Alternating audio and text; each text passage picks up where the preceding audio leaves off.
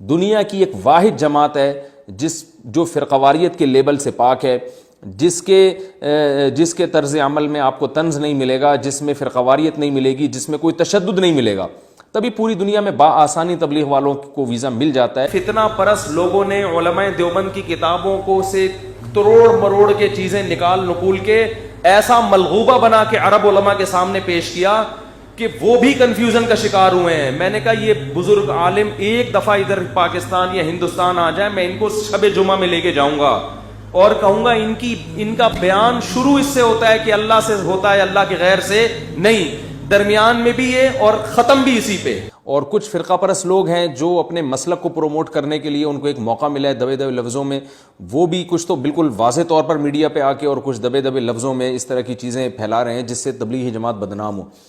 تو کل سے مسلسل لوگوں کی کالز آ رہی ہیں، دوست احباب کی بھی، کہ بھائی آپ تبلیغ کے بارے میں کچھ اگر علماء دیوبند مشرک ہوتے تو ہم علماء دیوبند کے وارث بننے کی کوشش کرتے ہیں، ہم بھی قبر پرست ہوتے، ہم بھی قبروں پہ جاتے۔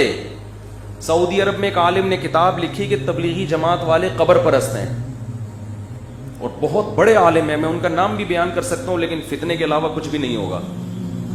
عربی میں کتاب ہے ان کی، میں نے خود پڑھی ہے، بہت بڑے چوٹی کے عالم اور بڑے نیک پرہیزگار۔ کتاب میں کیا لکھ رہے ہیں؟ تبلیغی جماعت والے کیا ہیں؟ قبر پرست۔ میں نے کہا اگر کچھ اور کہہ دیتے شاید ہم مان لیتے، شاید امکان تھا۔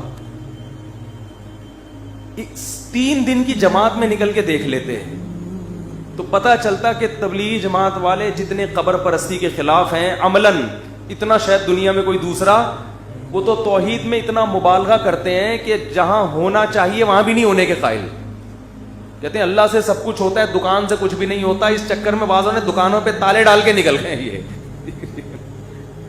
وہ تو جہاں سے ہو رہا ہے وہاں سے ہونے کے قائل نہیں ہے، تو جہاں قبر سے نہیں ہو رہا وہاں سے ہونے کے کہاں سے قائل ہوں گے؟ لیکن کیا ہے، فتنہ پرست لوگوں نے علماء دیوبند کی کتابوں کو سے تروڑ مروڑ کے چیزیں نکال نکول کے ایسا ملغوبہ بنا کے عرب علماء کے سامنے پیش کیا کہ وہ بھی کنفیوژن کا شکار ہوئے ہیں۔ میں نے کہا یہ بزرگ عالم ایک دفعہ ادھر پاکستان یا ہندوستان آ جائے، میں ان کو شب جمعہ میں لے کے جاؤں گا اور کہوں گا ان کا بیان شروع اس سے ہوتا ہے کہ اللہ سے ہوتا ہے، اللہ کے غیر سے نہیں، درمیان میں بھی یہ اور ختم بھی اسی پہ۔ اور ہم نے تبلیغ میں درجنوں بار دیکھا ہے کہ قبر کے سامنے سجدہ کیے ہوئے لوگوں کو اٹھا کے ان کو قبرستان سے اٹھا کے کہاں لے کر آئے ہیں؟ مسجدوں میں۔ تو کتابوں کے پروپیگنڈے پہ مت جاؤ، عمل دیکھو ہو کیا رہا ہے، عمل دیکھو ہو کیا رہا ہے۔ اگر علماء دیوبند قبر پرست ہوتے تو میں بھی کیا ہوتا؟ مجھے تو جو قبرستان جتنا جانا سنت ہے اتنا بھی ہم نہیں جاتے، کبھی کبھار تو جانا چاہیے، آخرت کی زیارت ہوتی ہے، ہمیں تو اتنا بھی ٹائم نہیں ملتا جانے کا۔ اور الزام کیا لگایا جا رہا ہے؟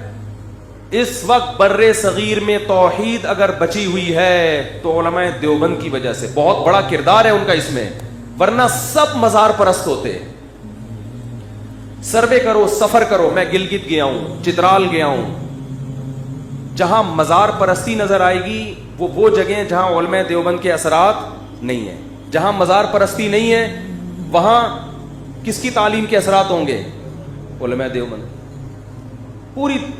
پورے بر صغیر میں جہاں بھی جاؤ، آپ جہاں بھی جاؤ، مزار اگر نظر آ رہے ہیں، قبروں پہ سجدے نظر آ رہے ہیں، بھائی یہاں کوئی عالم دیوبند کا عالم نہیں آیا تبلیغ کے لیے۔ اور جہاں میں گلگت کے ایسے دیہاتوں میں گیا جہاں ایک بالش سے اونچی قبر نہیں ہے، سب مٹی کی قبریں، ایک بالش سے اونچی کوئی قبر نہیں، بڑے بڑے قبر۔ میں حیران، یار تم گاؤں دیہات کے لوگ، تمہیں اتنا شعور، تو سلسلہ جا کے کہاں ملے گا؟ جا عالم من دیوبند، کہاں سے ایک عالم آئے تھے؟ دیوبند۔ وہ سب مزار ختم کر کے چلے گئے۔ تو کتابوں میں توڑ موڑ کے مشکل کشا فلانا، بھائی وہ ذو معنی الفاظ ہیں۔ جیسے حضرت جبریل نے کہا میں تجھے ہبا کرنا چاہتا ہوں، مطلب یہ تھا میں نہیں، ذریعہ کون بن رہا ہے؟ میں اس لیے اپنی طرف فی الحال شارٹ کٹ بات کی ہے میں نے، ٹھیک ہے نا، کیونکہ سب کو پتا ہے کہ اللہ کے علاوہ کوئی اولاد نہیں دے سکتا، ان شارٹ۔ تو بھائی اپنے عقیدے کو مضبوط کرو۔ اسلام توحید کے معاملے میں بہت حساس ہے۔ مدد صرف کس سے مانگی جائے گی؟ اللہ سے. وہ کسی بھی مذہبی تنظیم کو بدنام کرنے کا انہوں نے پوری بلی تبلیغ جماعت پہ ڈال دی ہے اور سب کو پتہ ہے وہ کون لوگ ہیں.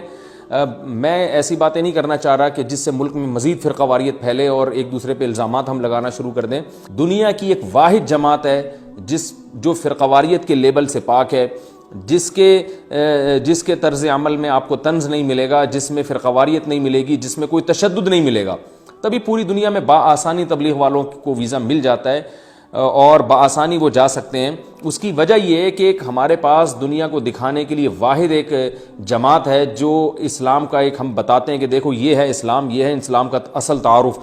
تو ایک ایسی جماعت جس نے آج تک گورنمنٹ کے کسی لا کے خلاف مخالفت نہیں کی ہے, کسی کے مزاحم نہیں بنے ہیں, تو بہت افسوس کے ساتھ کہنا پڑتا ہے کہ اس جماعت کو مسلسل طعن و تشنیع کا ہدف بنایا جا رہا ہے. جماعت سے اللہ نے بہت کام لیا ہے. آج میں اگر اللہ مجھ سے کوئی ٹوٹا پھوٹا کام لے رہا ہے تو یہ اس میں بنیادی کردار تبلیغ جماعت کا ہے. آپ جتنے بھی دیندار لوگ دیکھیں گے, میں نہیں کہتا کہ 100%, لیکن آج اگر آپ کو لوگوں کی داڑیاں نظر آ رہی ہیں, آج لوگ آپ کو نماز پڑھتے ہوئے نظر آ رہے ہیں, تو کہیں نہ کہیں لنک اس کا تبلیغ سے جا کے نکلے گا. اکثریت کی بات میں کر رہا ہوں. تو ہمارے پاس پوری دنیا کو دکھانے کے لیے ایک ہی ہے جس پر ہم فخر کر سکتے ہیں. تو ہمیں اس جماعت کو اس طرح طعن و تشنیع کا نشانہ نہیں بنانا چاہیے.